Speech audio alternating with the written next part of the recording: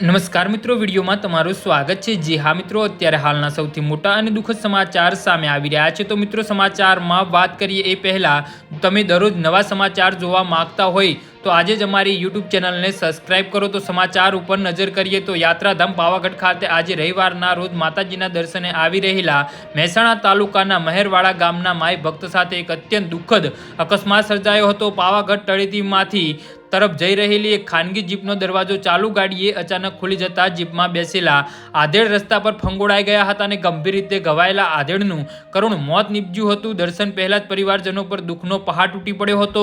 મહેસાણા તાલુકાના મહેરવાડા ગામે રહેતા મહેશભાઈ ઠાકોર આજે વહેલી સવારે પોતાના પરિવાર સાથે શ્રદ્ધાપૂર્વક જગતજનની મા કાલિકાના દર્શન કરવા માટે પાવાગઢ આવ્યા હતા અને પાવાગઢ તળેટી ખાતે પહોંચ્યા તે પહેલો જ પરિવાર સાથે માચી તરફ જવા માટે સ્થાનિક ખાનગી જીપમાં સવાર થયા હતા અને આ દરમિયાન ઘાટ રોડ પર અડધા રસ્તે પહોંચતા ચાલુ ગાડીએ જીપનો દરવાજો અચાનક ખુલી ગયો હતો, જેના કારણે મહેશભાઈ ઠાકોરનું ચાલુ રસ્તામાં જ મોત નીપજ્યું હતું। જી હા મિત્રો, તો આના વિશે તમારું શું કહેવું છે તો નીચે અમારી કમેન્ટ બોક્સમાં જરૂરથી જણાવજો અને અમારી યુટ્યુબ ચેનલને સબસ્ક્રાઇબ કરવાની ભૂલતા નહીં।